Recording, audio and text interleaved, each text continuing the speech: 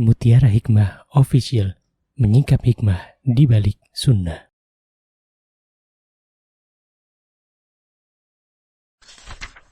Salurkan donasi terbaik Anda untuk mendukung dakwah Mutiara Hikmah Official. Umroh akhir tahun plus Daurah Parenting Islami bersama Ustadz Hanan Yasir MA, Ustazah Imro'atul Azizah, 2 kali sholat Jumat. Kelas Daurah Parenting setiap hari. Konsultasikan dan daftarkan diri Anda sekarang juga. Mari kita ikut serta dalam pembebasan tanah wakaf untuk pembangunan Masjid Mutiara Hikmah. Estimasi kebutuhan dana sebesar 1.125 juta rupiah. Bagi Anda yang ingin menyalurkan donasi, bisa melalui rekening Bank BSI di nomor rekening 2200220245 atas nama Masjid Mutiara Hikmah.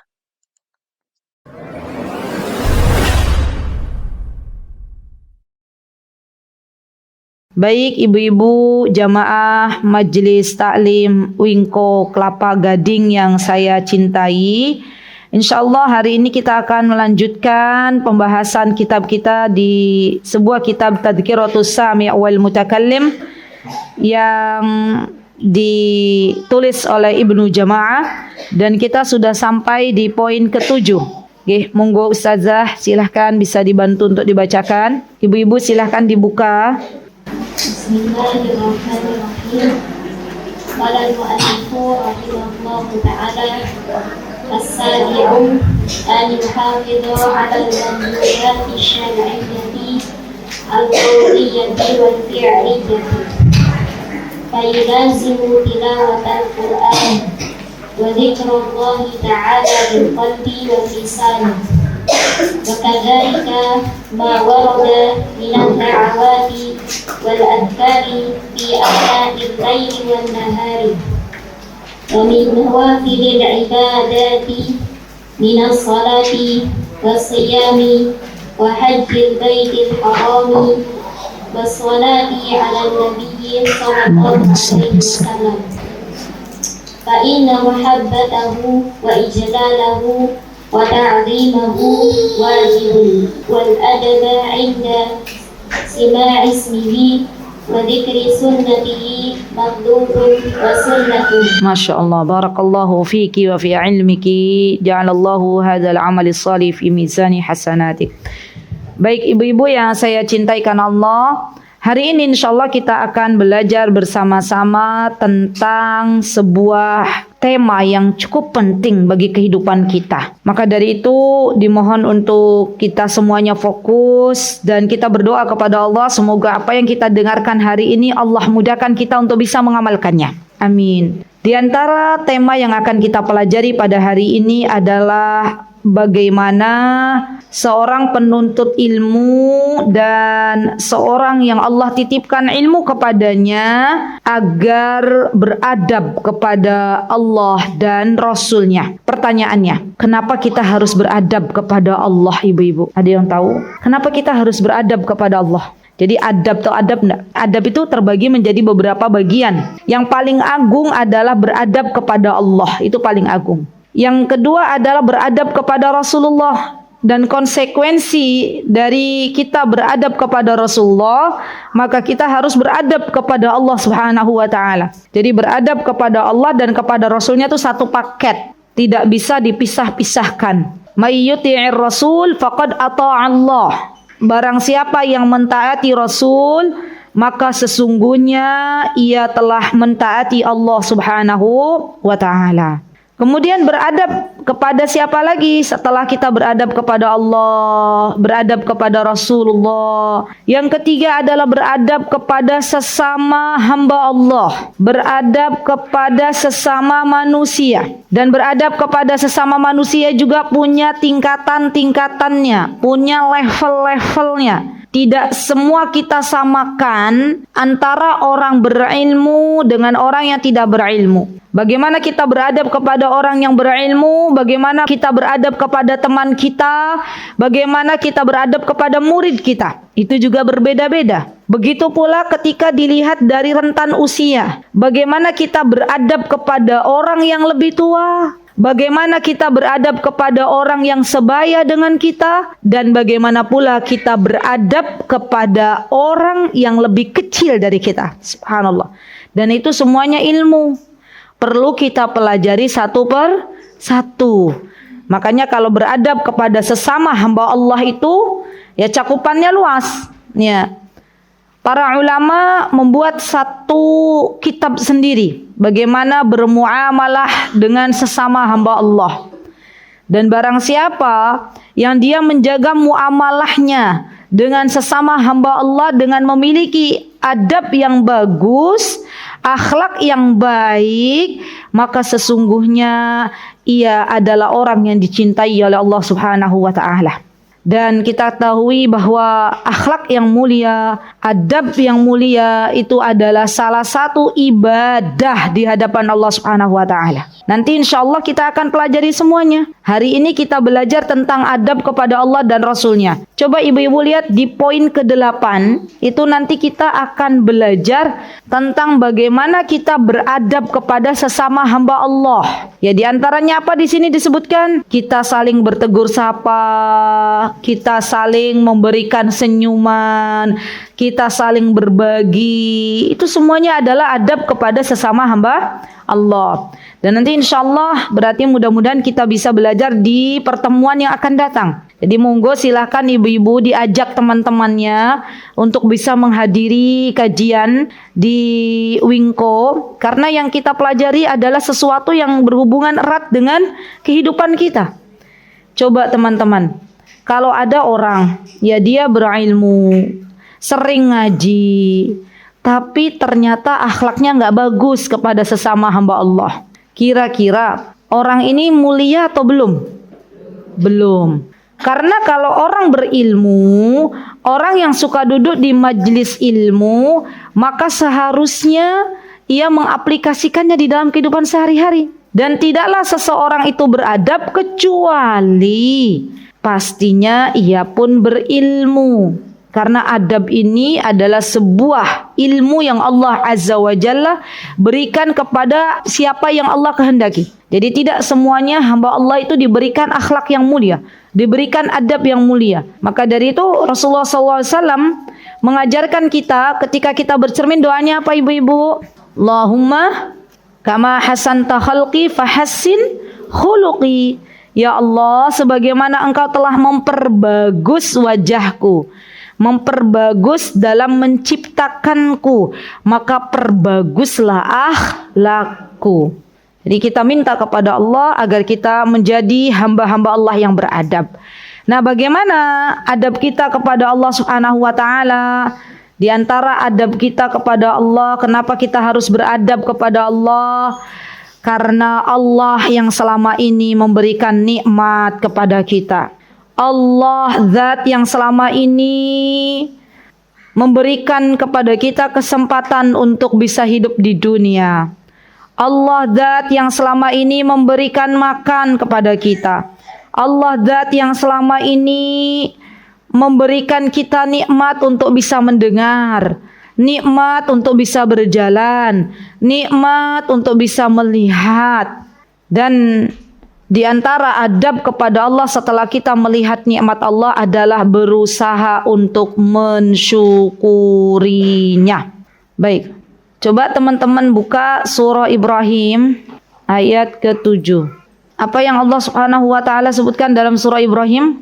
Allah Subhanahu wa taala berfirman, "Wa idz ta'adzana rabbukum la in syakartum la azidannakum." Wala in kafartum inna adzabi lasyadid. Kata Allah, dan ingatlah manakala Allah Azza wa Jalla mengizinkan kepadamu, sesungguhnya jika engkau wahai hambaku bersyukur, maka pasti akan aku tambah nikmatnya. Masya Allah. Dan jika engkau mengingkari apa yang aku berikan, tidak pandai bersyukur, maka adabku sangat pedih. Masya Allah. Dan di antara cara kita bersyukur itu teman-teman, kalau untuk masalah dunia, maka kita diperintahkan untuk melihat yang lebih bawah dari kita. Maksudnya seperti apa? Bagaimana real dalam kehidupan kita? Contoh misalnya, kita sesekali cobalah ya, refreshing itu nggak harus kita ke tempat hiburan. Nggak harus ke tempat-tempat yang mungkin menurut ibu-ibu selama ini dijadikan sebagai tempat untuk rihlah. Tidak harus ke laut, tidak harus ke gunung. Sesekali kita rekreasi atau kita rihlah ke tempat orang-orang yang di situ Allah berikan ujian tunarungu. Ya, pernah nggak ibu-ibu ke Gunung Kidul lihat ada khusus pondok tunarungu, pondok Quran? Pernah ke sana? Ada yang sudah pernah ke sana? Belum. Coba sesekali sama keluarganya. Coba sesekali sama keluarganya pergi ke pondok tahfidzul Quran yang ada di Gunung Kidul, dan itu khusus untuk tunarungu. Maka Allah ketika kita ke sana, Allah mengajarkan kepada kita secara tidak kita sadari kita tuh sedang menuntut ilmu ke sana. Ya, walaupun tidak harus kita dapatkan dari menuntut ilmu itu orang yang berbicara di depan, tapi dari situ kita bisa belajar. Ya Allah, selama ini kemana saya? Selama ini saya diberikan nikmat pendengaran, tapi nikmat pendengaran ini, telinga ini bukan mendengarkan ayat-ayat Al-Quran, tapi mendengarkan selain dari ayat Al-Quran dan apa-apa yang tidak diridhoi oleh engkau. Nanti ibu-ibu di sana lihat bagaimana anak-anak tunarungu itu berusaha semaksimal mungkin menghafalkan kitabullah, menghafalkan firman-Nya Allah, menghafalkan Al-Quran. Dan itu mereka lakukan sebagai tanda mereka bersyukur Allah masih memberikan kepada mereka penglihatan. Sekarang coba tanya pada diri kita masing-masing. Allah tuh baik enggak? Allah sudah memberikan kepada kita nikmat pendengaran, tapi terkadang kita mendengarkan sesuatu yang dilarang oleh Allah Subhanahu wa taala. Kita mendengarkan sesuatu yang Allah tidak sukai. Padahal jelas nikmat pendengaran ini kelak akan dipertanggungjawabkan oleh kita masing-masing. Coba lihat sesekali kita pergi ke salah satu rumah. Insya Allah di Yogyakarta banyak rumah yang dihuni oleh para tunanetra. Ya, biasanya kalau di kota itu ada satu rumah. Kami waktu masih tinggal di daerah Gedong Kuning, itu di pinggir masjid, di dekat masjid itu ada rumah yang dihuni oleh para tunanetra. Ya, sesekali datangi mereka bersama suami kita, ya bersama anak-anak kita, dan kita bawa sesuatu untuk mereka. Kita ajarkan kepada anak kita, nak, lihat nak, mereka adalah saudari kita, mereka muslim, mereka beriman kepada Allah, tapi mereka belum diberikan nikmat untuk bisa melihat, tapi mereka mencoba untuk tinggal di dekat masjid biar kalau sholat gampang. Coba nak, sekarang adik diberikan nikmat oleh Allah bisa melihat, kenapa sholatnya masih ditunda-tunda? Wah, Masya Allah, itu pelajaran yang sangat berharga tuh bagi anak-anak kita. Daripada kita ada azan, kita bilang, ayo nak sholat, ayo nak sholat. Ada nggak ibu-ibu yang begitu punya anak? Ada kan? Coba sesekali bawa ke tempat orang-orang tunanetra dan kita katakan kepada anak kita. Itu sebuah hal yang saya rasa cukup menancap pada diri anak-anak. Dan itu pelajaran yang sangat berharga. Anak-anak itu belajar bukan hanya di kelas, bukan hanya di ruangan, bukan hanya belajar akademik saja, tapi belajar bagaimana mensyukuri nikmat Allah Subhanahu wa taala. Itu yang paling penting. Kenapa ibu-ibu? Karena kalau anak kita sudah ada pada dada mereka nikmat, bagaimana cara mensyukuri nikmat Allah, pelajaran yang itu didapatkan dari orang tuanya, maka sepanjang hidup mereka akan mengatakan alhamdulillah, alhamdulillah.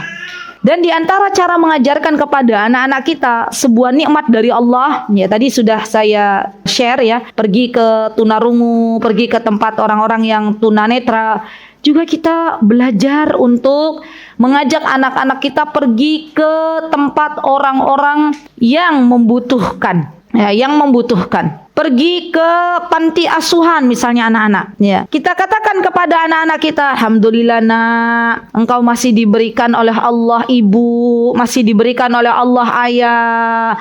Tuh lihat, teman-teman sebayamu sudah ditinggal oleh ayahnya, dititipkan oleh para bundanya ke sini. Coba, itu Masya Allah mengajarkan secara tidak langsung kelembutan hati kepada anak-anak. Dan kita sebagai orang dewasa juga tambah bersyukur. Alhamdulillah Allah masih memberikan kepada kita nikmat untuk bisa makan pada hari ini. Alhamdulillah, alhamdulillah. Dan itu yang harus kita lakukan terus. Kata Rasulullah SAW, ya kalau kita itu ketika melihat dunia, melihatnya ke atas, maka tidak ada kata kita bersyukur kepada Allah Subhanahu wa taala.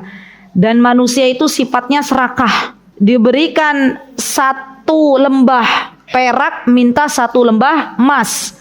Diberikan satu lembah emas, masih minta yang kedua, masih minta yang ketiga. Sampai kapan dia rakus, serakah? Sampai dimasukkan oleh Allah ke dalam kubur, baru kemudian dia melihat ternyata dunia yang selama ini dikejarnya tidak akan dia bawa mati. Ya itulah manusia. Maka sudah selayaknya kita coba untuk menjadi hamba-hamba Allah yang senantiasa bersyukur kepada Allah atas segala nikmat yang Allah berikan. Dan ibu-ibu tahu, ternyata di antara bentuk kebahagiaan seorang hamba agar dia diberikan kebahagiaan oleh Allah, diberikan rasa syukur oleh Allah, kata Rasulullah SAW, manakala seorang hamba itu bangun dari tidur dan dia bisa mendapati makanan yang bisa dimakan pada hari itu, maka harusnya dia bersyukur. Alhamdulillah di rumahku masih ada beras untuk bisa saya makan, untuk bisa saya masak. Alhamdulillah saya masih diberikan kesehatan. Ya, nikmat yang paling mahal itu adalah nikmat sehat. Tapi banyak manusia melalaikannya. Nikmat yang paling mahal itu adalah nikmat waktu. Tapi banyak manusia menyia-nyiakannya. Dan keduanya akan ditanya oleh Allah Subhanahu wa Ta'ala. Baik. Kemudian yang kedua adalah adab di antara adab kita kepada Allah. Setelah kita bersyukur kepada Allah Subhanahu wa Ta'ala, maka di antara caranya adalah beribadah kepada Allah Subhanahu wa Ta'ala. Ini adab yang seharusnya kita laksanakan di dalam kehidupan kita sehari-hari. Di sini oleh muallif disebutkan alal mandubat asy-syar'iyyah al-qauliyah wal fi'liyah. Bagaimana caranya kita beribadah kepada Allah Subhanahu wa Ta'ala, baik dengan ibadah yang sifatnya qauliyah. Qauliyah itu adalah ucapan-ucapan, atau yang sifatnya fi'liyah, perbuatan. Jadi kita beribadah kepada Allah Azza wa Jalla sebagai bentuk beradab kepada Allah Subhanahu wa Ta'ala. Baik, contoh ibadah yang sifatnya qauliyah. Apa contohnya teman-teman? Berzikir kepada Allah. Menggunakan lisan ini untuk sesuatu yang Allah Azza wa Jalla cintai. Dan di antara zikir yang afdal, di antara zikir yang baik adalah ketika kita banyak-banyak meminta ampun kepada Allah Azza wa Jalla. Ketika kita banyak-banyak beristighfar. Ketika kita banyak-banyak berdoa kepada Allah Subhanahu wa Ta'ala. Itu di antara bentuk zikir. Karena doa itu adalah inti ibadah. Ad-du'a'u mukhul ibadah. Doa itu bukan hanya bagian dari ibadah, tapi doa adalah intinya ibadah. Teman-teman, kalau kita punya anak-anak kita masuk di TK itu biasanya diajarin doa-doa sehari-hari atau enggak? Ya, maka di antara bentuk adab kita kepada Allah adalah mengingat Allah di segala keadaan. Ya, mau masuk kamar mandi, kita meminta kepada Allah sebuah perlindungan. Ya, Allahumma inni a'udzubika minal khubuthi wal khaba'ith. Ketika kita mau makan, kita berdoa kepada Allah sebagai bentuk rasa syukur kita kepada Allah. Dan itu adalah ibadah. Ketika kita selesai makan, kita bersyukur lagi kepada Allah. Alhamdulillahilladzi at'amani hada wa saqani wa razaqanihi min ghairi haulin minni wala quwwah. Ibu-ibu udah hafal belum? PR. Lah kita makannya tiap hari tapi lupa berdoa. Ya, Gius belum dihafal. Kemarin anak saya yang TK aja yang hafal, ibunya nggak ikut menghafal. PR, tulis PR. Ya, karena ini bagian dari beradab kepada Allah. Ya, bersyukur kepada Allah. PR, saya tulis di buku saya ya. Ada PR, ibu-ibu. PR-nya apa ibu-ibu? Hafalkan atau amalkan. Nah, kalau nggak dihafal ya diamalkan.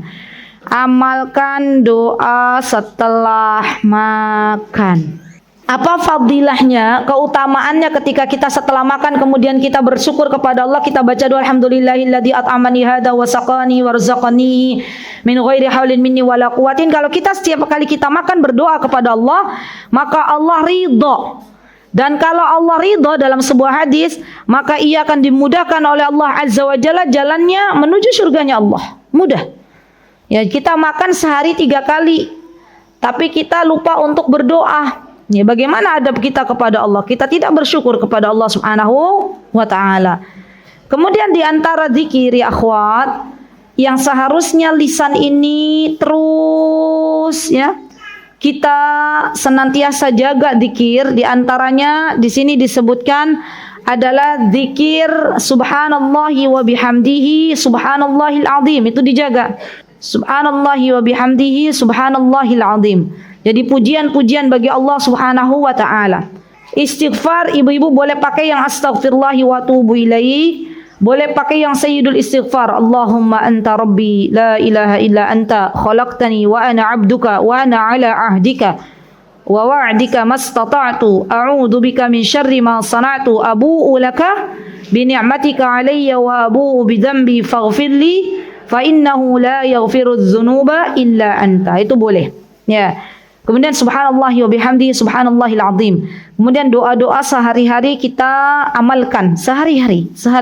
Mau keluar rumah kita baca doa, mau naik kendaraan kita baca doa. Mau apa lagi? Mau tidur kita baca doa, bangun tidur kita baca doa. Mau apa lagi ibu-ibu? Mau bercermin, ya bukan hanya kita lama di cermin membenarkan jilbab kita, jangan lupa berdoa. Dan ini bagian dari kasih sayangnya Allah. Apa dalam Al-Quran surat An-Nisa? Silakan dibuka, apa kata Allah? Alladzina yadhkurunallaha qiyaman wa qu'udan wa ala junubihim. Itu ayat berapa itu? Oh, afwan, surah Al-Imran.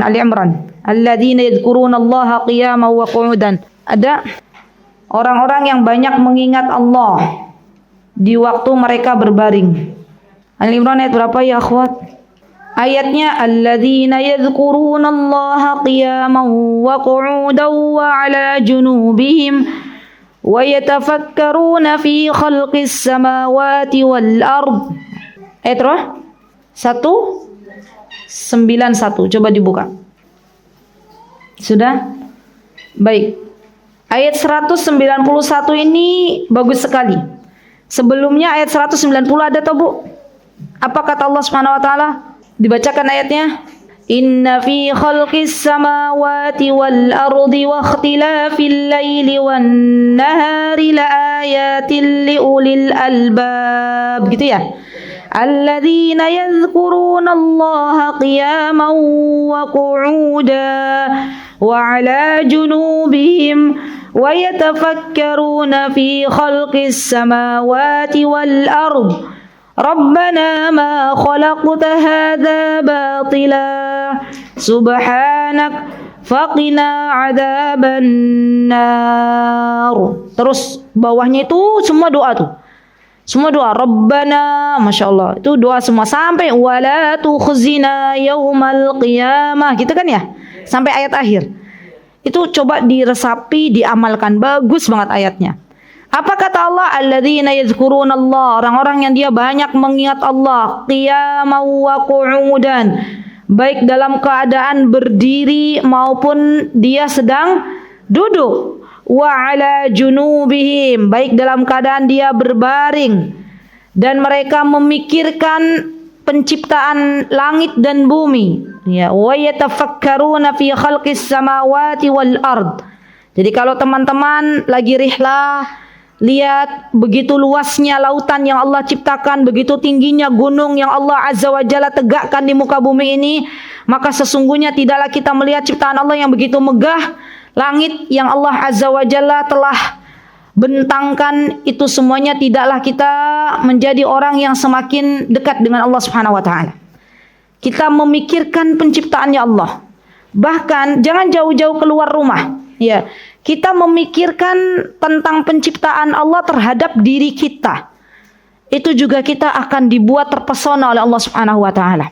Kita akan mengatakan subhanallah, subhanallah, subhanallah.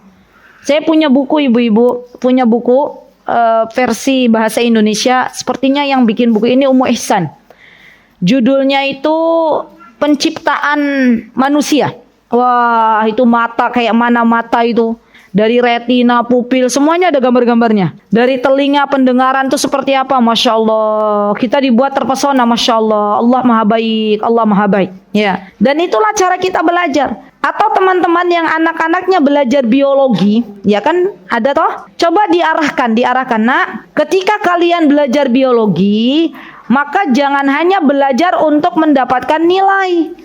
Tapi tidaklah kalian belajar biologi itu kecuali menjadikan kalian semakin dekat dengan Allah. Teman-teman masih ingat nggak ibu-ibu? Dulu kita belajar biologi itu, ingat nggak? Ilmu yang ada yang nyantol nggak pada kepala kita? Nggak ada, salah niat. Dulu mungkin kita niatnya biar nilainya bagus. Sama Allah sudah dikasih nilai bagus, ilmunya bubrah, lupa. Padahal coba kalau kita lihat biologi itu, Masya Allah kan? Ya bagaimana Allah menciptakan mata, bagaimana Allah menciptakan darah, bagaimana Allah menciptakan apa lagi? Menciptakan pencernaan gitu kan ya? Masya Allah, Masya Allah. Maka kita akan dibuat terpesona oleh Allah Subhanahu wa Ta'ala. Ya, jadi ini penting.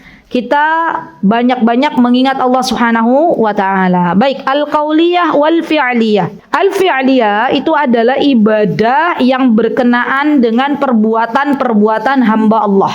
Contohnya apa? Contohnya adalah ketika Allah memerintahkan untuk kita salat, maka kita bersegera untuk menyambut apa-apa yang Allah perintahkan, yaitu ibadah salat. Dan ibadah salat ini ibu-ibu adalah ibadah yang sangat agung. Ibadah yang ketika Allah memerintahkan untuk hambanya salat, maka Allah tidak menitipkannya melalui malaikat Jibril. Tapi Allah langsung memerintahkan kepada baginda Rasulullah sallallahu alaihi wasallam. Apa yang terjadi? Adanya peristiwa Isra dan Mi'raj, ya kan? Berarti ini menunjukkan bahwa Allah Azza wa Jalla sangat-sangat ya meminta kepada para hambanya untuk melaksanakan ibadah salat ini. Dan tentunya ibadah salat ini adalah bagian dari rukun Islam, ya. Kemudian apalagi selain ibadah salat, ibadah-ibadah dari fi'liyah atau perbuatan?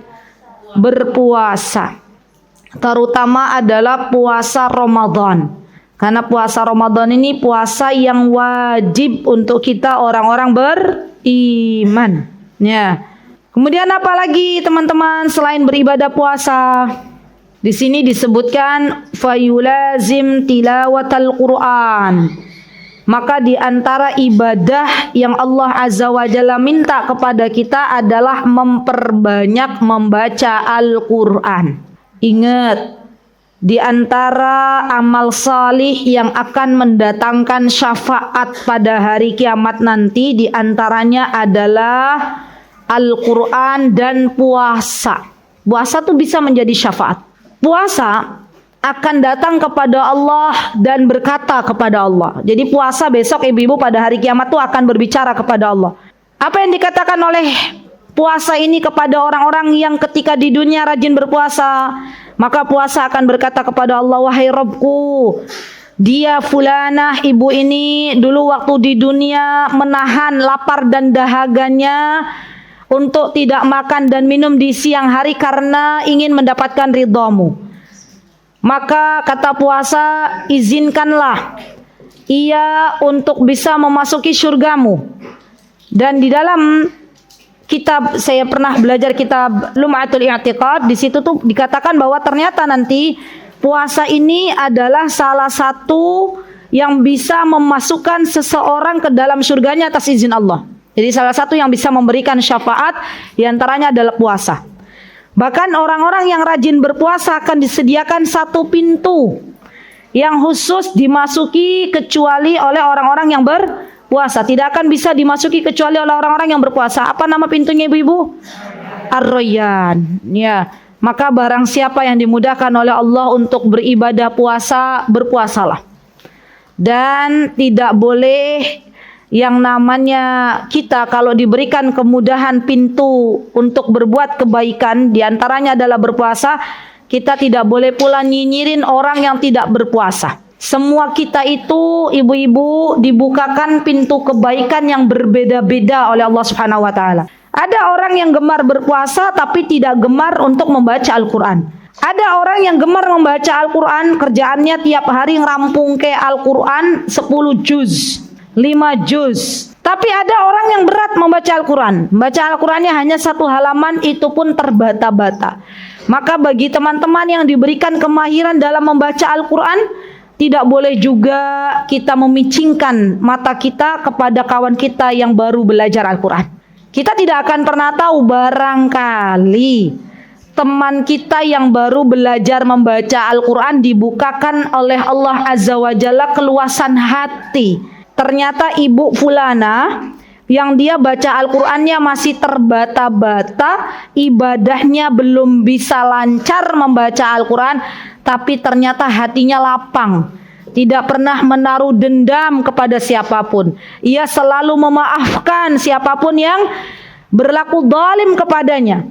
Maka orang ini, orang yang Masya Allah memiliki hati yang luas, dan ini pun ibadah, ya, memaafkan kesalahan orang lain, maka ia akan dimasukkan oleh Allah Azza wa Jalla ke dalam surganya. Masya Allah. Jadi di antara bentuk ibadah teman-teman yang banyak kita lupakan adalah ibadah hati. Coba, alhamdulillah Allah ingatkan. Jadi ibadah itu bukan hanya ibadah secara lahir, bukan. Tapi lebih dari itu, di antara adab kita kepada Allah adalah jaga hati kita. Jaga hati kita. Dan di antara bentuk ya ibadah hati teman-teman yang paling berat bagi sebagian kita adalah memaafkan kesalahan sesama kita. Ya, ya enggak? Kalau teman-teman pernah menemukan orang yang pernah dolim kepada kita, kemudian kita mau memaafkan tuh berat atau berat? Mau, pengen memaafkan. Coba dengarkan kisah ini.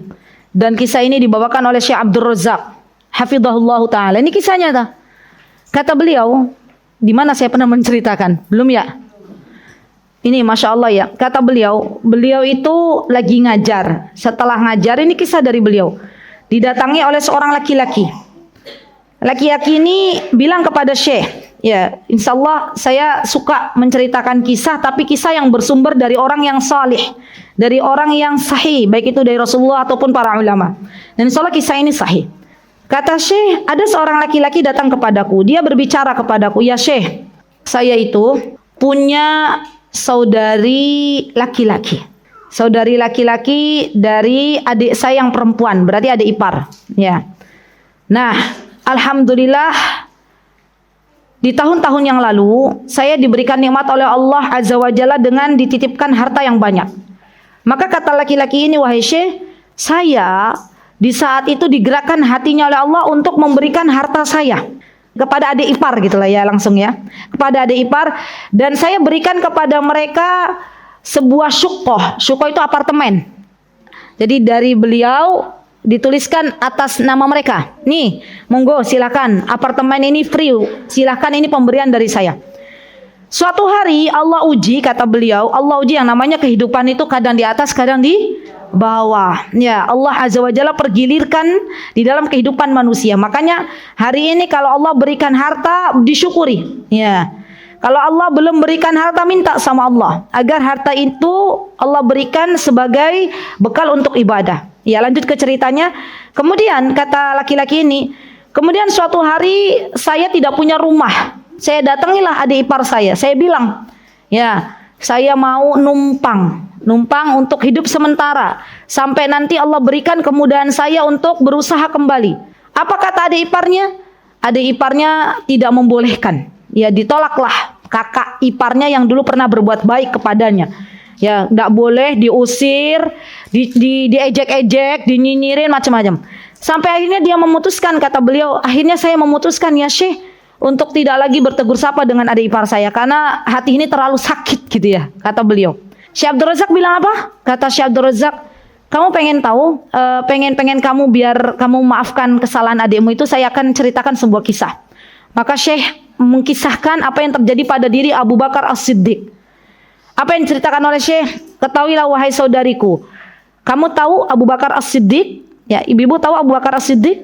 Ya, Masya Allah. Abu Bakar ini adalah seorang yang terkenal kedermawanannya. Ya, sampai beliau itu tidak menyisakan untuk keluarganya kecuali Allah dan Rasulnya. Semuanya diberi.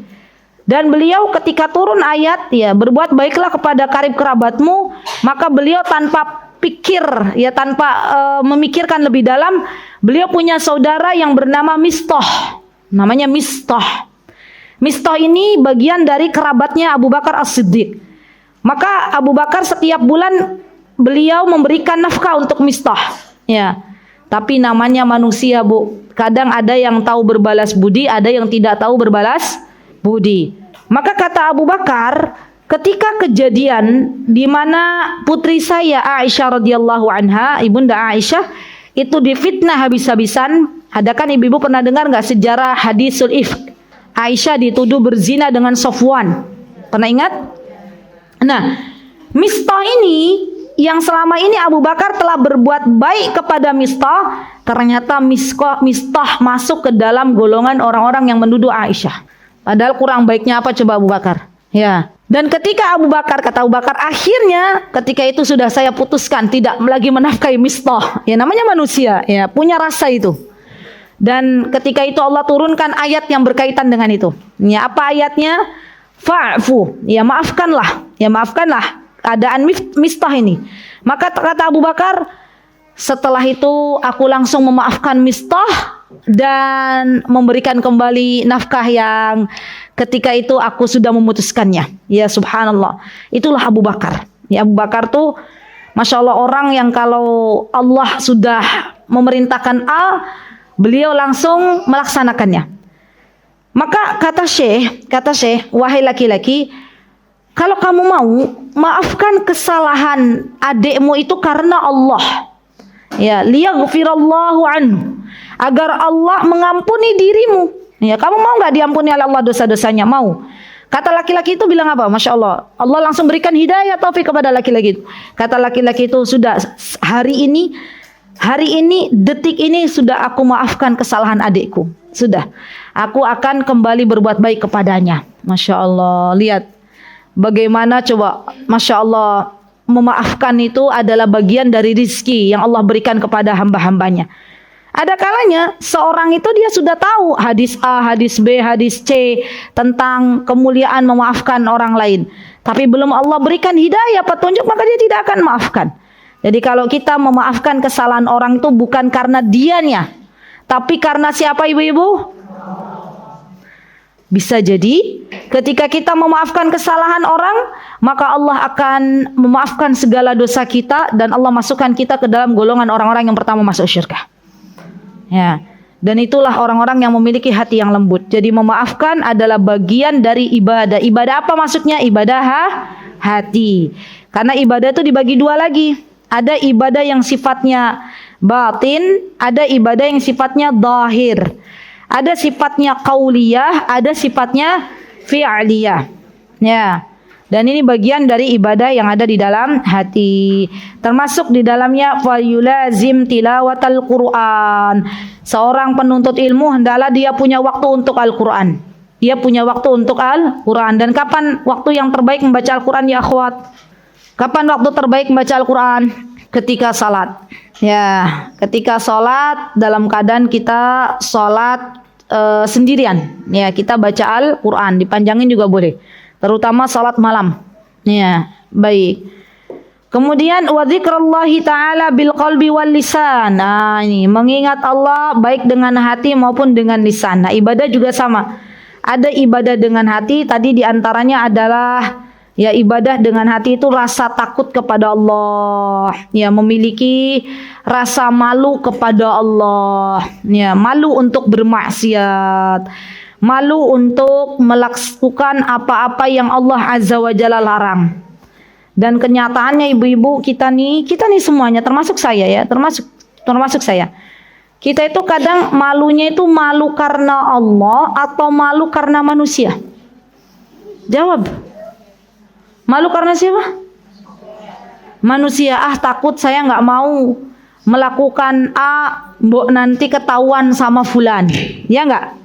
Tapi kita lupa kalau yang kita lakukan dari maksiat itu Allah lihat kita. Maka kata Syekh Utsaimin rahimahullah ta'ala, beliau pernah berkata, sesungguhnya malu ini Allah jadikan dan Rasulnya jadikan sebagian dari iman. Karena orang kalau masih diberikan rasa malu karena Allah, maka ia akan dijaga oleh Allah dari berbuat keburukan. Masya Allah. Dan malu ini bagian dari iman. Apa? Wal haya'u syu'batun minal iman. Masya Allah. Berarti secara tidak langsung orang yang Allah berikan rasa malu masih ada iman di dalam hatinya. Ya. Dan bagian dari iman adalah ketika kita malu bermaksiat karena Allah. Masya Allah. Bil qalbi juga diantaranya adalah ketika seorang hamba berbaik sangka kepada Allah. Itu juga ibadah. Ya.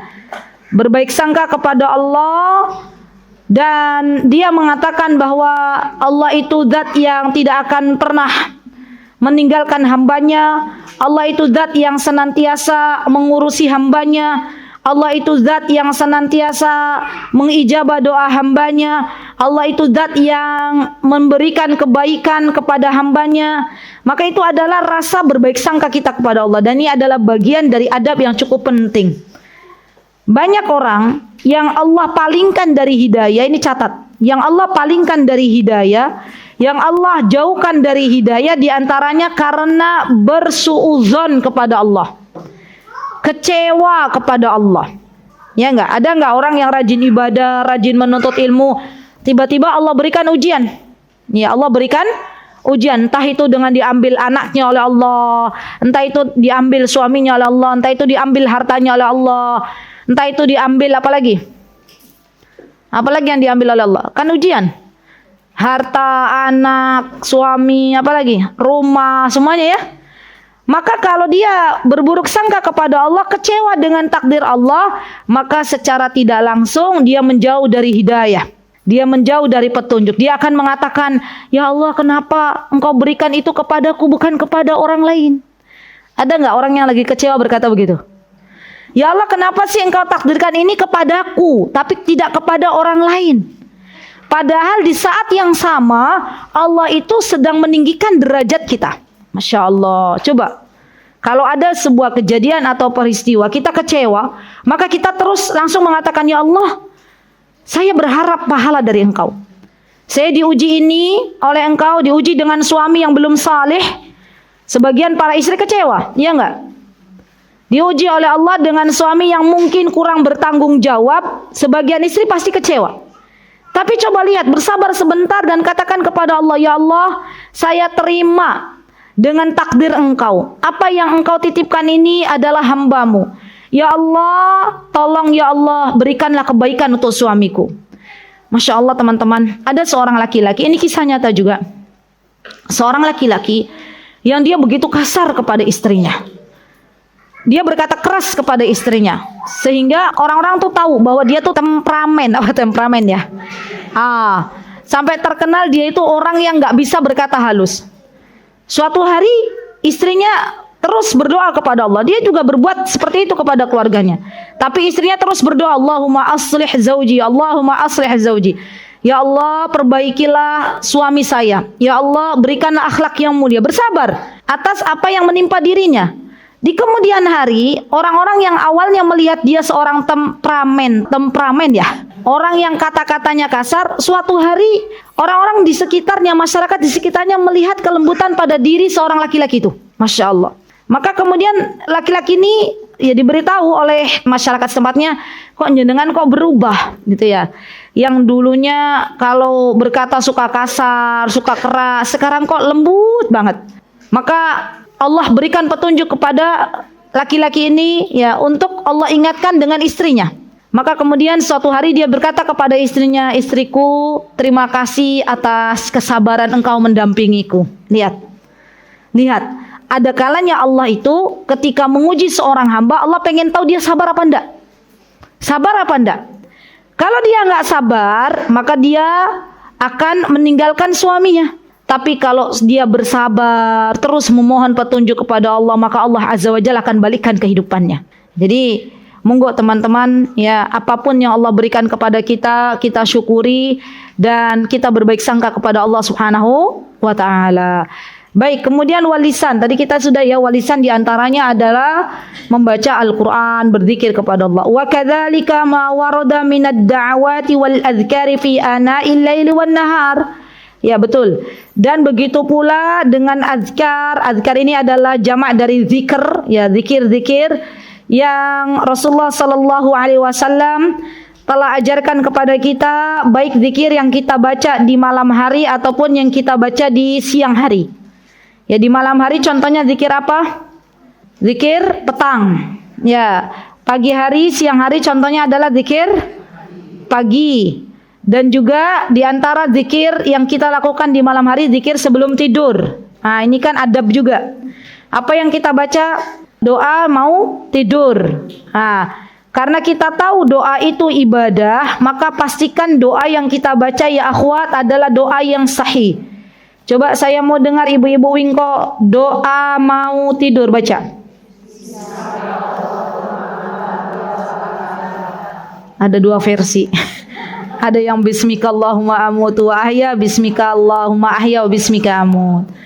Coba saya cek. Ya saya dengar dua versi, ada yang gitu. Ibu yang pakai kerudung oranye yang senyum-senyum pakai kacamata, nggih panjenengan yang malah jenengan tengok-tengok. Nggih, coba baca Bu, dikir mau tidur. Baik, terima kasih. Jazakillah khair. Diingat-ingat ya, apa kata Ibu tadi? Bismika Allahumma ahya wa bismika amut. Baik, coba saya cek kembali. Mbak, coba doa mau tidur. Bismika Allahumma amutu wa ahya. Beda apa sama? Sama apa beda? Beda, kok bisa beda? Baiklah, ternyata ibu-ibu, ternyata doa yang sahih, doa itu ibadah ya. Doa yang sahih, doa mau tidur yang dianjurkan oleh Nabi kita Muhammad SAW adalah Bismikallahumma amutu wa ahya. Lebih simpel doanya ya. Mau ditulis? Tulis napa mboten? Saya juga dulu Bismikallahumma ahya wa bismika amut. Ya sama. Ibu-ibu yang dereng sakit bahasa Arab, Bismikallahumma Bismikallahumma amutu wa ahya. Bismikallahumma amutu wa ahya. Jadi ini zikir mau tidur yang sahih. Baik, ada lagi doa mau tidur yang sahih. Saya bacakan. Nanti ibu pilih yang mana. Ini doa yang sahih. Yang kedua adalah Bismika Rabbi wada'tu jambi wa bika arfa'u fa in amsakta nafsi farhamha fa in arsaltaha fahfadha bima tahfadhu bihi ibadakas salihin. Ibu mau pilih yang pertama nopo yang kedua? Inilah kita ya. Kalau mau milih doa yang paling simpel. Kalau berdoa pengennya surga firdaus. Ya, boten nopo-nopo. Yang penting yang kita amalkan itu yang hadis-hadis sahih. Ya. Dulu Bu, saya juga lama pakai doa Bismikallahumma ahya wa bismika amut sampai masih hafal. Ya. Tapi setelah tahu bahwa hadis yang sahih adalah hadis ini, maka kemudian saya move on. Kan eman kalau kita baca doa ternyata doanya nggak diterima sama Allah. Ya sudah, apalagi tidur kan setiap hari. Bahkan kalau kita setiap hari tidur nggak sekali loh, ibu-ibu tidur siang iya, ya kan? Tidur malam iya, berarti minimal berapa kali? 2 kita tidur, ya. Belum lagi ibu-ibu tidur-tidur yang lainnya gitu ya. Lebih dari 2 kali. Jadi sekali lagi bahwa doa itu adalah ibadah dan semua doa itu ada sumbernya. Dari mana sumbernya? Dari hadis-hadis sahih Nabi kita Muhammad sallallahu alaihi wasallam. Baik. Sampun nggih. Kemudian di sini disebutkan oleh Syekh fi ana'il laili wan nahar. wa min nawafilil ibadati minas shalah. Ya. Di antara adab kita kepada Rasulullah. Ini nih. Kan tadi kalau adab kita kepada Allah adalah melaksanakan salat. Salat apa khususnya teman-teman? Salat wajib yang 5 waktu. Nah sekarang di antara bentuk adab kita kepada Rasulullah adalah melaksanakan apa-apa yang diperintahkan oleh Rasulullah Sallallahu Alaihi Wasallam. Jadi bentuk cinta kita kepada Rasulullah itu diantaranya adalah melaksanakan apa-apa yang diperintahkan oleh Rasulullah. Bagaimana caranya kita tahu bahwa itu diperintahkan Rasulullah dan ada yang dilarang oleh Rasulullah? Di antara caranya adalah kita banyak-banyak duduk dalam majlis ilmu. Maka dari sini kita akan diberikan petunjuk oleh Allah mana yang dianjurkan oleh Rasulullah, mana yang tidak dianjurkan oleh Rasulullah Sallallahu Alaihi Wasallam. Baik, dan di antara bentuk perintah yang diajarkan oleh baginda Rasulullah SAW adalah melakukan ibadah salat yang hukumnya nawafil. Apa itu nawafil? Di sini ada dalam kitabnya ibu-ibu. Ayo, masih ingat? Nawafil jamak dari nafilatun. Nafilah artinya apa ibu-ibu? Saya sering nih bilang, ndak di sini, ndak di kajian mana. Nafilah artinya apa? Nafilah. Kayaknya saya sudah juga nulis di sini. Nafilah itu artinya sunnah. Apalagi selain nafilah ibu-ibu? Nafilatun, sunnatun. Apalagi? Muradif atau sinonimnya apa? Apa mbak? Mandubun. Ahsanti. Apalagi? Mustahabbun, tatawwu'un. Yaitu semuanya sunnah. Jadi kalau ibu-ibu lihat di kitab ada tatawwu', waw ain, tatawwu'. Itu artinya sunnah. Nafilatun, mandubun. Apalagi masnunun, itu sunnah. Ya. Dan ibadah sunnah dari salat diantaranya salat nopo ibu-ibu? Salat rawatib. Salat rawatib niku nopo? Salat yang mengiringi salat wajib, baik yang qobliyah maupun yang ba'diyah. Kenapa kita harus sholat nawafil, sholat rawatib? Karena terkadang ketika Allah Azza wa Jalla memerintahkan untuk kita sholat wajib, kadang kita masih ada kurangnya. Entah kurang khusyuk, entah kurang apanya gitu ya. Maka ditutupi celahnya dengan sholat rawatib. Kemudian di antara salat yang diperintahkan oleh Rasulullah SAW adalah salat duha. Nih ibu-ibu, sebelum datang kajian, kalau tidak dalam keadaan haid, maka cobalah untuk membiasakan salat duha. Di dalam salat duha itu ibu-ibu berdoa sama Allah sebelum datang kajian. Ya Allah, hari ini di antara kegiatan yang saya tulis tadi malam adalah mau ikut kajian di Wingko. Ya Allah, berikanlah kepahaman untukku. Ya Allah, berikanlah kemudahan untukku bisa mengamalkan. Maka Allah akan berikan. Jadi kalau kita mau menuntut ilmu, kita berdoa kepada Allah agar diberikan kepahaman. Dan ketahuilah, barang siapa yang dia digerakkan hatinya untuk salat duha, maka ia telah digerakkan hatinya untuk bertaubat kepada Allah. Kata para ulama, salat duha itu adalah salatnya awabin, salatnya orang-orang yang bersegera bertaubat kepada Allah.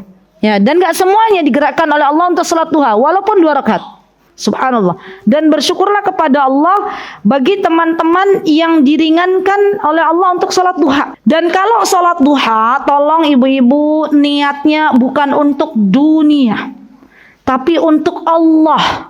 Malu sama Allah.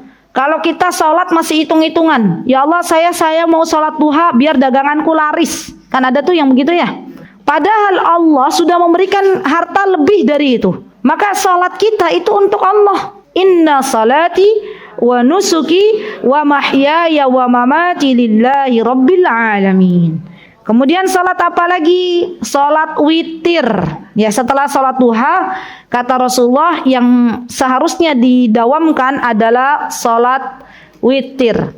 Tadi yang pertama salat rawatib itu yang paling afdal. Jadi ada hadis Rasulullah SAW yang menyebutkan ya di dalam riwayat tidak ada salat yang lebih afdal setelah salat wajib kecuali salat tahajud. Ada juga riwayat yang menyebutkan tidak ada salat yang lebih baik daripada salat wajib kecuali salat rawatib.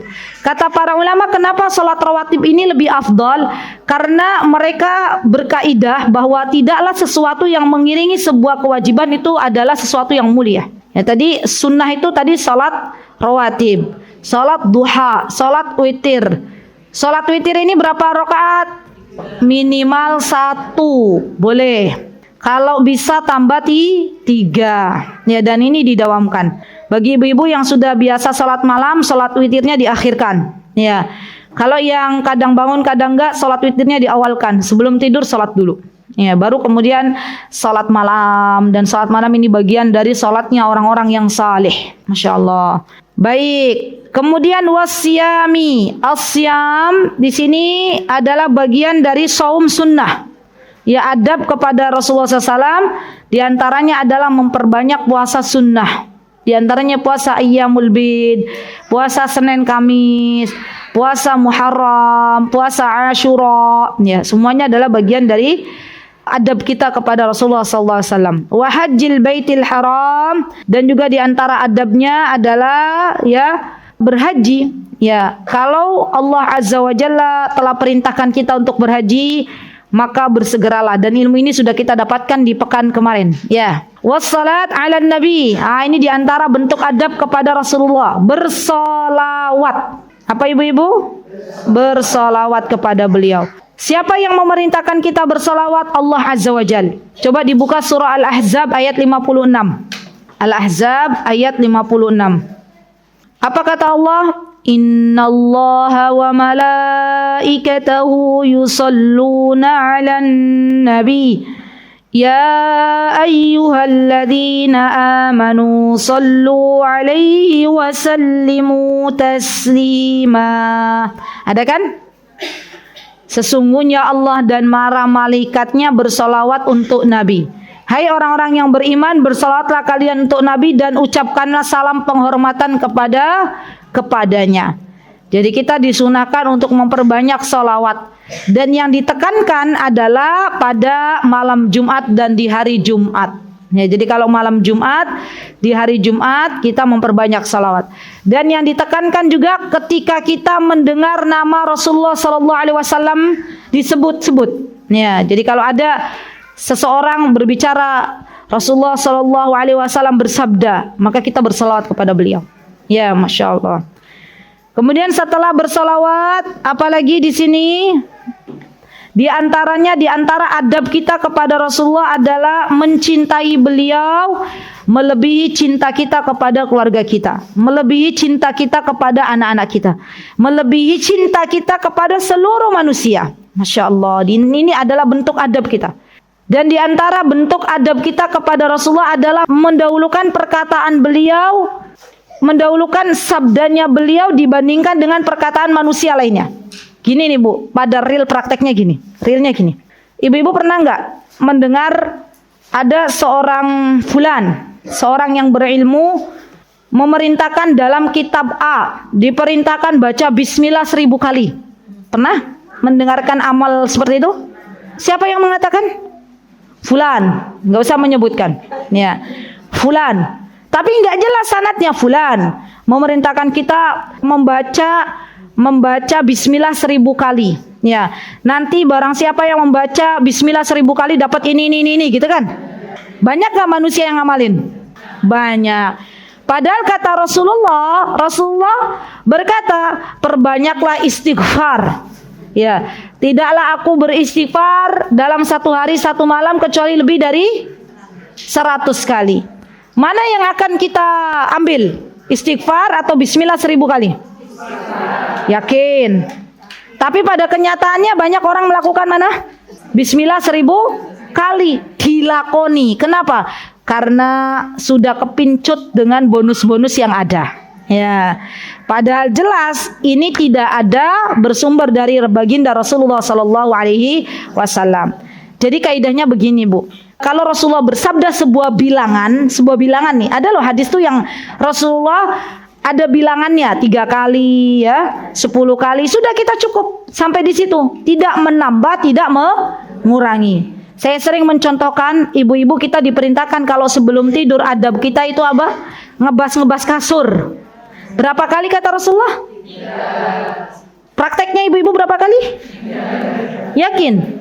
Ada sebagian orang yang bilang ini sudah 3 kali. Bismillah, bismillah, bismillah. Kayaknya kurang afdol gitu ya.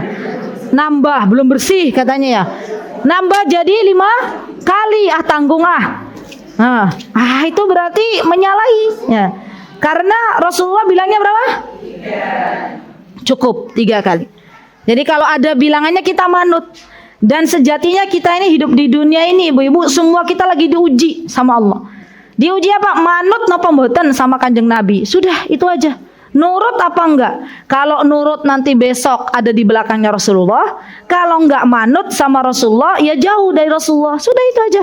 Dan tolong ibu-ibu, banyak loh di antara kita itu yang mudah dengan sangat men-share apa yang ada dalam kitabnya fulan, kitab A, kitab B, kitab C, tapi kita berat untuk men-share apa yang disabdakan oleh Rasulullah sallallahu alaihi wasallam. Padahal jelas apa yang disabdakan oleh Rasulullah itu harus kita dahulukan daripada yang lainnya.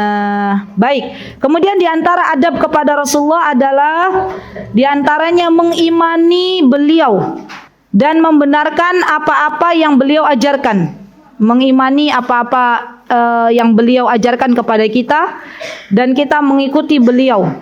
Mengimani beliau dengan membenarkan apa-apa yang beliau ajarkan kepada kita. Serta kita meneladani beliau di dalam kehidupan kita semuanya. Tadi PR-nya apa, Bu? Oke. Siap. Bagi yang sudah hafal, kan tadi kan bagi yang belum hafal kan? Maka PR. Ustazah, bagi yang sudah hafal ada PR nggak? Ada. Ya, satu-satu aja. Yang belum hafal doakan dulu hafalan doa mau tidur yang sahih. Kok doa mau tidur ya? Doa setelah makan. Oke, doa setelah makan. Yang sudah hafal doa setelah makan, PR-nya adalah baca sirah. Sirah tentang kehidupan Rasulullah SAW. Ya, Bu, setiap hari itu harus ada buku yang kita baca. Jangan kalah sama orang-orang barat. Orang-orang barat tuh lebih banyak baca bukunya atau banyak baca HP? Banyak baca buku. Orang kita, orang Indonesia Raya, banyak baca buku atau baca HP? Jujur, bagus. Jadi saya tuh dibuat terkejut ya, Bu. Waktu kami menunggu, waktu kemarin sebelum terbang dari Soekarno-Hatta, kan kita terbangnya itu subuh dan kita sampai di Jakarta itu sore. Maka oleh pihak travel kami diinapkan di salah satu hotel di Jakarta. Ketika menunggu jamaah lain datang, ini real kenyataannya. Di hotel itu ada orang-orang bule yang nginep juga. Saya beserta sebagian jamaah dan orang-orang bule itu satu di lobby, kita duduk. Saya lihat orang-orang Indonesia banyaknya megang HP, scroll sana, scroll sini sambil menunggu. Orang barat, orang bule itu bawa buku. Sama suaminya, suami istri itu baca buku, enak banget baca. Saya dari situ, ya Allah, padahal membaca itu adalah ajaran Islam. Iqra, bacalah. Ya. Tapi kita lebih banyak membaca HP daripada membaca buku. Maka jadikan membaca buku itu sebagai program harian kita. Ya, yang pertama kali diprioritaskan adalah baca Al-Qur'an. Ya, dan harus ada membaca buku. Deadline-nya berapa hari? Oh, sepekan. Ini buku ini sepekan harus habis. Ya. Dan itu bagian dari program kebaikan. Karena para ulama di antara kebiasaan mereka, hobinya mereka adalah membaca. Jadi harus ada buku yang harus kita baca. Ya, dan pekan ini programnya ibu-ibu 2 pekan. Berarti ya sampai kita jumpa lagi insyaallah. Di antaranya programnya yang sudah hafal doa setelah makan, baca buku sirah. Bagaimana meneladani Rasulullah sallallahu alaihi wasallam. Baik, kita lanjut. Fa inna mahabbatuhu wa ijlaluhu wa ta'dhimu wajibun wal adabi 'inda simai ismihi wa dzikra sunnatihi matlubun wa sunnah. Ya, dan mencintai Rasulullah, mengagungkan Rasulullah sallallahu alaihi wasallam itu bagian dari adab kepada Allah Subhanahu wa taala. Dan di antara adabnya ketika kita mendengar namanya Rasulullah SAW, maka kita berselawat kepada beliau. Kana Malik radhiyallahu an, dan yang dimaksud Malik adalah Imam Malik bin Anas, ya, Imam Darul Hijrah. Apa yang biasa beliau lakukan? Idza dzukiran nabi, kalau disebut nama Nabi kita Muhammad SAW, yataghayyar launuhu wa yanhani. Dan biasanya kalau namanya Rasulullah disebut, maka raut mukanya Malik itu berubah. Kenapa? Karena ada keagungan di dalam dirinya kepada baginda Rasulullah sallallahu alaihi wasallam. Bu, orang itu kalau sudah benar-benar cinta kepada Rasulullah sampai ke bawah mimpi. Mimpi apa? Mimpi bertemu Rasulullah. Memang ada ustazah orang bermimpi bertemu Rasulullah, ada. Dan kalau ada panjenengan pernah bermimpi bertemu Rasulullah, maka itu Rasulullah. Karena setan tidak bisa, ya, setan itu tidak bisa atau tidak diberikan kemampuan oleh Allah Subhanahu wa taala untuk menyerupai Rasulullah. Dan jangan pernah mengaku sekali-kali saya pernah bermimpi dengan Rasulullah padahal belum bermimpi. Ingat, semuanya akan dimintai pertanggungjawaban oleh Allah Subhanahu wa taala. Ya. Wa kana Ja'far bin Muhammad idza dzukira an-nabi sallallahu alaihi wasallam indahu isfarra launuhu. Masyaallah. Ja'far bin Muhammad ini adalah Ja'far bin Muhammad bin Ali bin Husain bin Ali bin Abi Talib al-Hashimi, anak buyutnya, anak cucunya Ali bin Abi Talib. Beliau mengatakan bahwa kalau disebut nama Nabi maka mukanya menjadi pucat. Masya Allah. Ya, kita ketika disebutkan nama Nabi kita kadang biasa saja. Wa kana Ibnul Qasim idza dzukira an-nabi yajifu lisanu fi fihi haibatan li Rasulillah sallallahu alaihi wasallam. Ibnul Qasim ketika disebutkan nama Nabi sallallahu alaihi wasallam maka lidahnya menjadi keluh. Maksudnya enggak bisa bicara apa-apa, sudah. Saking apa? Saking mengagungkan Rasulullah sallallahu alaihi wasallam. Ya.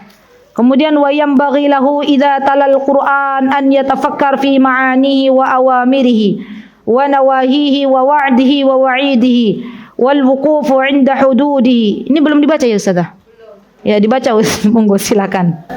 قال المؤلف رحمه الله تعالى وينبغي له إذا تلا القرآن أن يتفكر في معانيه وأوامره ونواهيه ووعده ووعيده والوقوف عند حدوده وليحذر من نسيانه بعد حفظه فقد ورد في الأخبار النبوية ما يزجر عن ذلك.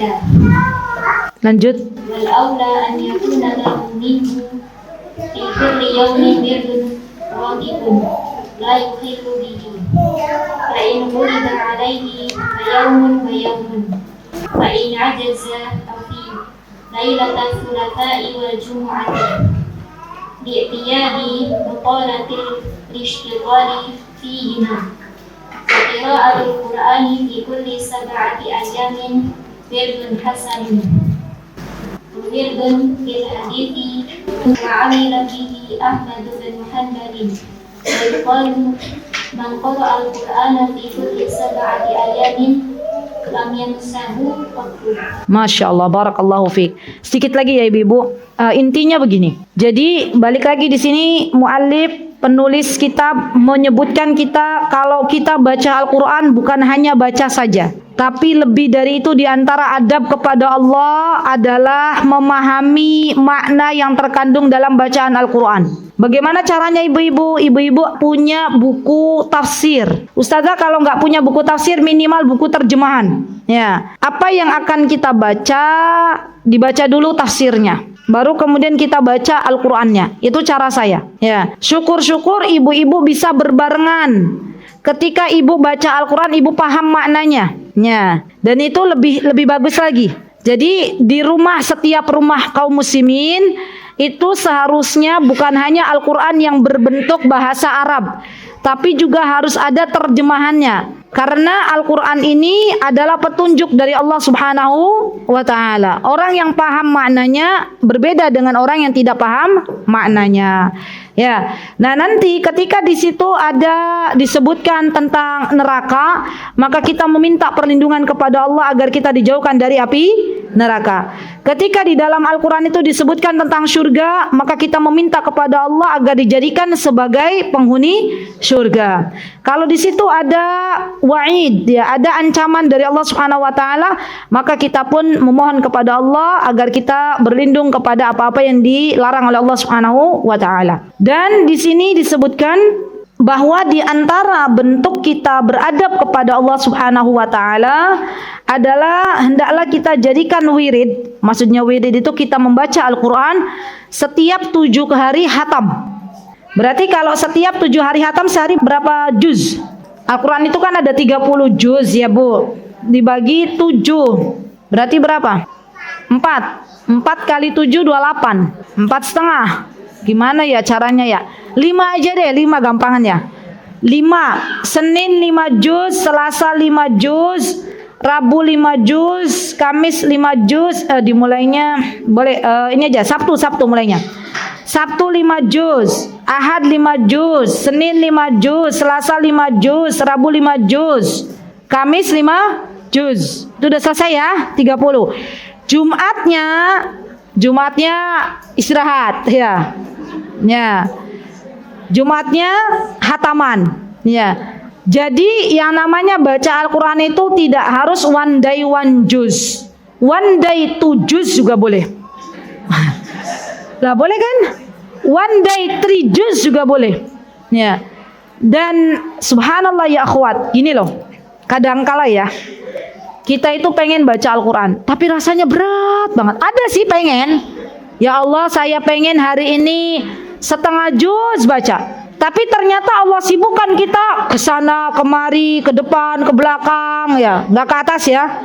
Sampai kita akhirnya mau tidur, kita evaluasi diri. Ya Allah, saya tadi baru baca basmalah, dapat WA lupa. Padahal baru baca Bismillahirrahmanirrahim. Selesai. Sampai mau tidur baca basmalah aja. Nah, ya. Maka kalau itu terjadi pada diri kita, kita beristighfar kepada Allah. Ya Allah, astagfirullah wa atubu ilaik. Dan kita minta sama Allah. Orang yang dimudahkan baca Al-Quran itu rizki, Bu. Rizki dari Allah. Bukan karena dia salih, bukan karena dia pintar, bukan karena dia punya mata, bukan. Tapi karena hidayah dan taufik dari Allah. Makanya doanya begini. Allahumma inni as'aluka bikulli ismin huwa lak. Samaita bihi nafsak. أو أنزلته على أحد من خلقك أو استأثرت به في علم الغيب عندك أن تجعل القرآن ربيع قلبي وذهاب غمي وذهاب غمومنا وجلاء أحزاننا واجعل القرآن حجة لنا لا علينا. Dan kita minta kepada Allahumma rzuqni tilawatahu ana al-laili wa atrafan nahar. Ada kan ibu-ibu kalau di Indonesia itu ada kalau selesai hataman itu apa bacanya? Allahumma arhamna bil Quran, gitu kan? Itu kalau dipahami maknanya itu bagus. Nanti ada di situ di tengah-tengah doa, ya Allah berikanlah rizki kepada hamba untuk bisa membaca Al-Quran ana al-laili wa atrafan nahar, di sepanjang malam dan di sepanjang siang. Maka minta sama Allah, minta agar Al-Quran ini dimudahkan untuk bisa kita baca, untuk bisa kita pahami maknanya, untuk bisa kita amalkan, dan untuk bisa kita hafalkan. Dan itu bentuk dari adab kita kepada Allah Subhanahu wa ta'ala. Dan Al-Quran terakhir ibu-ibu adalah sesuatu yang bisa memberikan syafaat di akhirat. Jadi hari ini ibu-ibu bisa belajar apa saja yang bisa memberikan syafaat di akhirat. 1, puasa. 2, baca Al-Quran. 3,